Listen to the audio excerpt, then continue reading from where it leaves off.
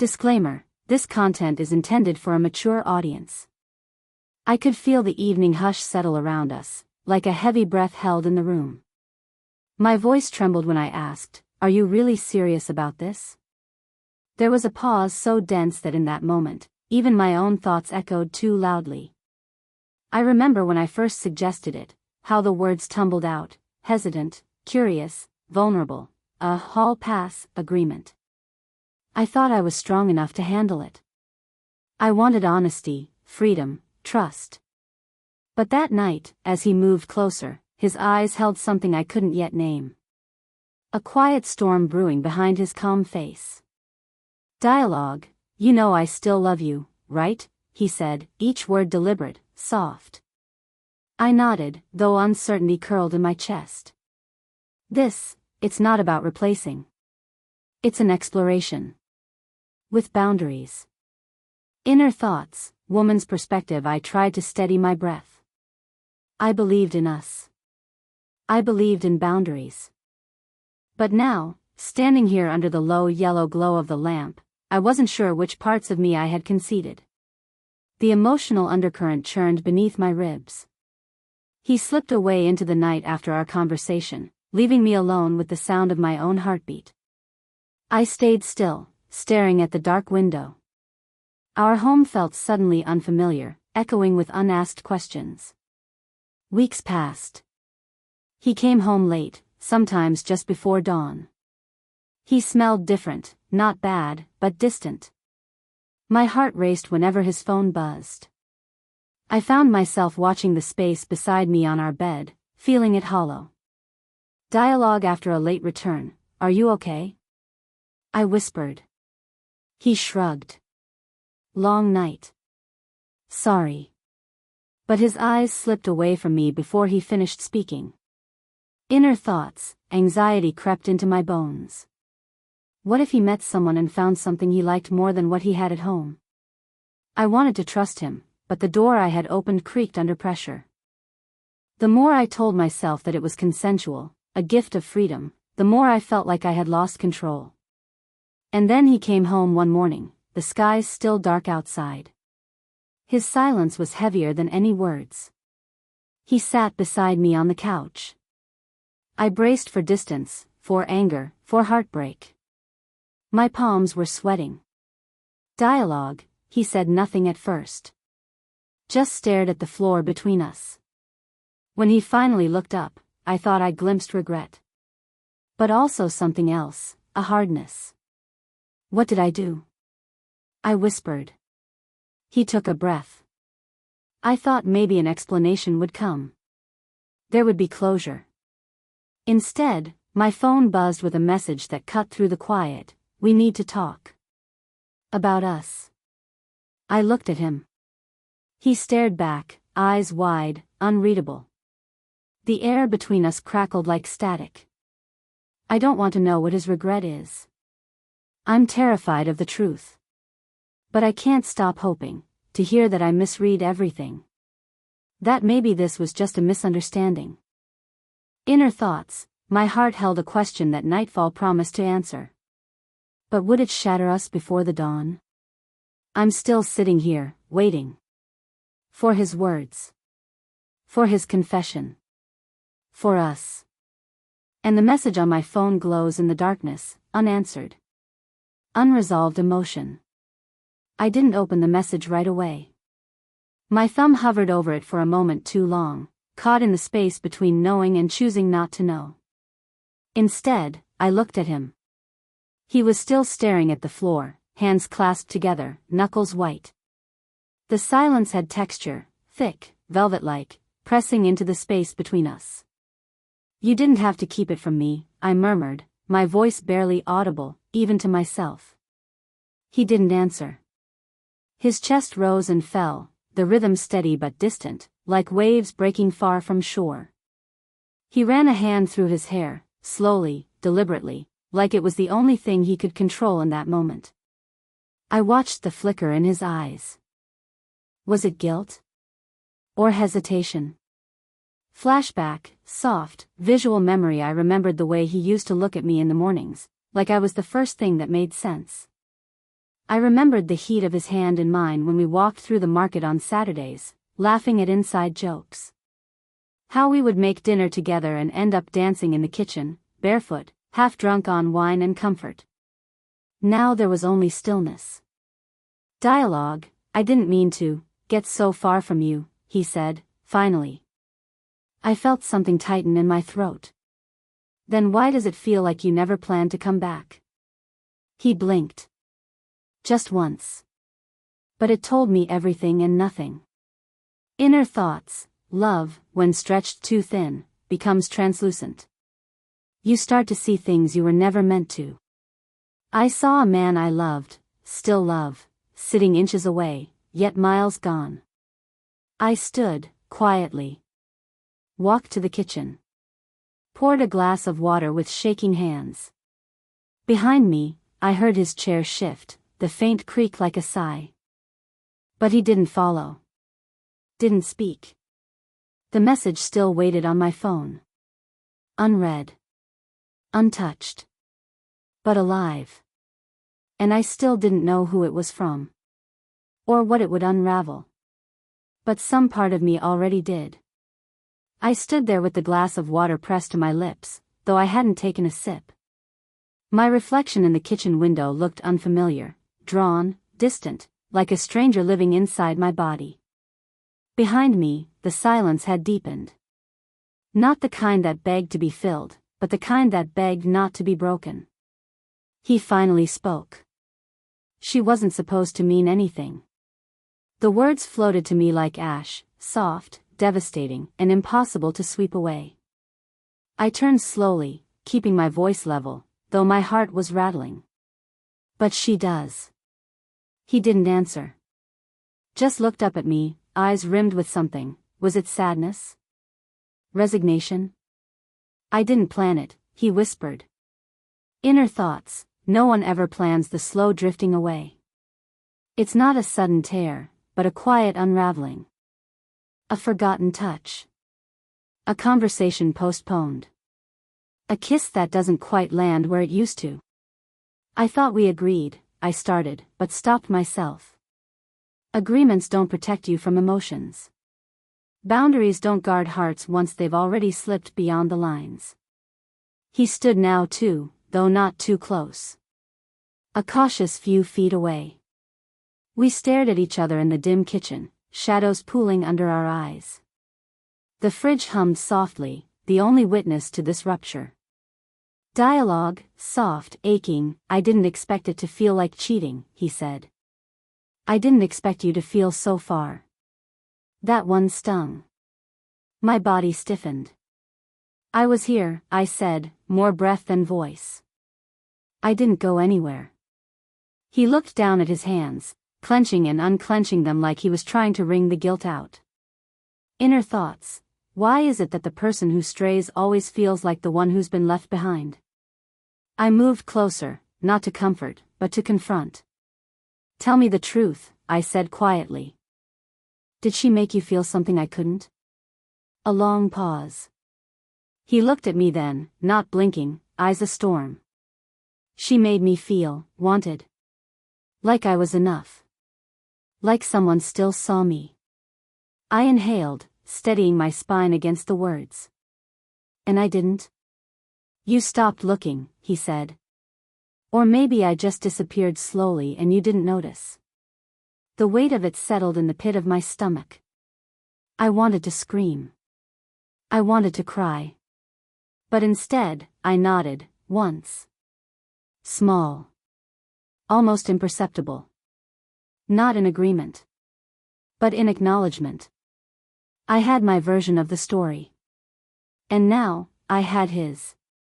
We both stood there, broken in different ways, bruised by assumptions, and haunted by the things we didn't say soon enough. The glass of water still trembled slightly in my hand. I finally took a sip. Cold. Flat.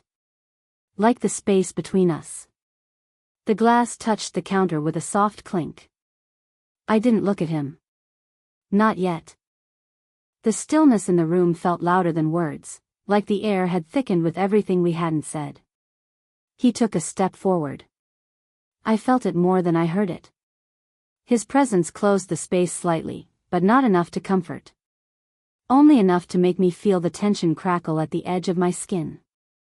"I need you to understand," he said quietly, voice shaking around the edges. "It wasn't just about her. It was about losing you." Slowly. Like sand through my hands. I turned then, slowly. Our eyes met, his were rimmed red, but he didn't cry. Not yet. Mine stung, but the tears sat stubbornly in the corners, refusing to fall. "You never said that," I whispered. "Would you have heard me if I had?" he asked, voice barely audible. That question stole my breath. Because I didn't know. Maybe I had been too focused on pretending we were fine. Too afraid to ask what he needed. He stepped closer again, close enough that I could smell his cologne, still familiar but worn thin with distance. His hand hovered for a second, then rested lightly on the edge of the counter between us. A cautious offering. "I tried to pull away," he said, almost to himself. "From her. I tried to remember us." "Did you?" My voice cracked on the second word. "Did you remember me?" His jaw tightened. Every second. My hands gripped the edge of the counter. I was standing at the cliff edge of something, anger, grief, love, maybe all of it. And I didn't know which way I'd fall. "You could have told me you were hurting," I said. "You could have said something." He nodded slowly. "I could have. But I didn't think you'd stay." The room went quiet again. Not the peaceful kind. The devastating kind, like the breath before an earthquake. Inner thoughts, this was it. The moment when something would break. A confession, or a goodbye. The truth, or the point of no return. And still, neither of us moved. We were two people wrapped in silence, one heartbeat away from either saving everything, or letting it go. I watched his fingers on the countertop, trembling, hesitant, still too far from mine. There was a charge in the air, like the moment before lightning strikes. Everything was still, but trembling with what might come. Then, quietly, almost like a thought spoken aloud, he said, "She told me to choose." My breath caught. It wasn't just a fling. It wasn't a night he regretted. It was a question. An ultimatum. A fork in the road we'd somehow arrived at without a map. I stared at him, heart beating so loud I could hear it. "What did you say?" His eyes lifted to mine, and for the first time, they didn't flinch. "I told her I didn't know." The words hit harder than I expected. Not because I wanted him to say he'd chosen me, but because I realized he hadn't. I turned away. My shoulders curled in, not from cold but from something more raw. I felt it unraveling now, not just trust, but memory. The weight of our shared history suddenly lighter than the present. "I thought I was giving you space," I said, voice soft, cracking. "Not a choice between us." He stepped around the counter then, slowly, cautiously, until he was beside me. Not touching. But near. And I hated how much I noticed the heat of him. "I didn't expect it to get that far," he said. But somewhere along the way, I stopped feeling like I had a home. I looked at him then, really looked. The man I married. The man who forgot how to reach for me. Or maybe I forgot how to be reached. "Then why are you still here?" I asked. His lips parted, but the answer didn't come. Just then, sharp, unexpected, a knock echoed from the front door. We both froze. My body went cold. We weren't expecting anyone. "Are you expecting?" "No," he said quickly, stepping back. The knock came again, gentler this time, like the person on the other side sensed something fragile on the verge of breaking. I walked slowly to the living room, pulse racing. He followed behind, silent. I opened the door. A woman stood there. Her expression was unreadable, but her presence said everything. I didn't know her face, but I knew who she was. My mouth opened, then closed. No one spoke. Behind me, I felt him stiffen. And suddenly, what felt distant became unbearably close. What felt like tension became something else entirely. Intimacy. Betrayal. Fear. The weather had changed. And none of us had brought an umbrella. The silence stretched across the threshold like a fragile thread, ready to snap. She looked at me, not with pride, not with victory, but with something far more human. Exhaustion. Sadness. Maybe even apology. I didn't come to take him, she said gently. I came to give him back. Behind me, I felt him exhale, slow and unsteady. I didn't turn. I told him I wouldn't be the reason he left something unfinished, she continued. He said you were still, in the room with him. Even when you weren't. Her voice shook slightly. That's not something I can compete with. I blinked, stunned by the simplicity of her words. Not anger. Not confrontation. Closure. I stepped aside. Do you want to come in? She shook her head, smiled faintly. No. I just needed you to know, I didn't want to be a secret. And I didn't want to be the silence. Then she left, soft footsteps fading into the night. I closed the door slowly. Turned. He stood in the hallway, arms crossed, lips pressed together like he'd swallowed everything he wanted to say.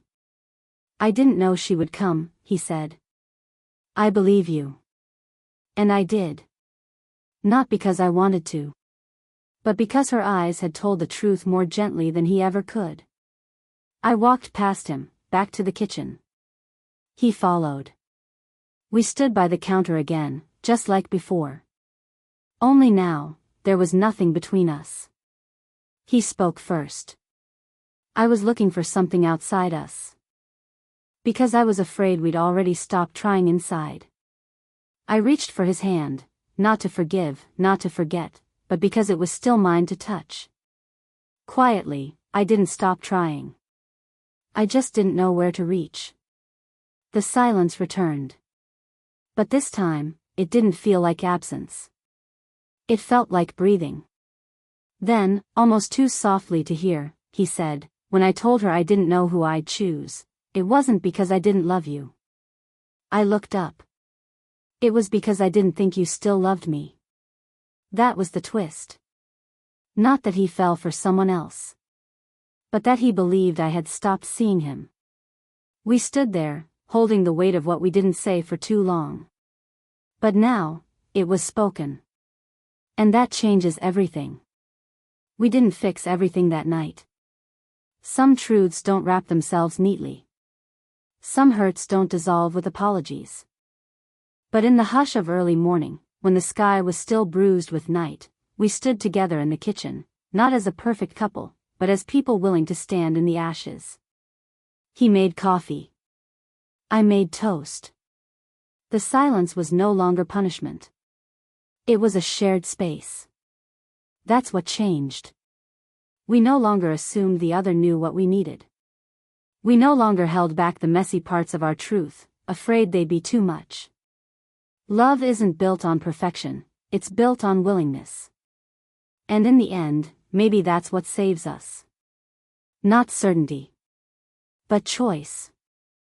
I look at him differently now, not with blind trust, but with open eyes. Eyes that see the cracks, the ache, the fear, and still choose to stay. We both carry pieces of that night in different ways. He, the weight of what almost pulled us apart. Me, the memory of how we slowly, carefully, began again. Somewhere in the quiet that followed, I forgave him. And, maybe more importantly, I forgave myself, for not speaking up sooner, for thinking love would maintain itself, for assuming time together meant closeness. We still have work to do. But now, when he reaches for me, I don't pull away. And when I feel the silence creeping in, I speak. Reflection. Sometimes love breaks in the middle, not because it ends, but because it's ready to begin differently. And sometimes, you don't need to walk away to start over. Sometimes, you just need to stay. And in the softest morning light, we chose each other, not for what we were, but for who we were still becoming.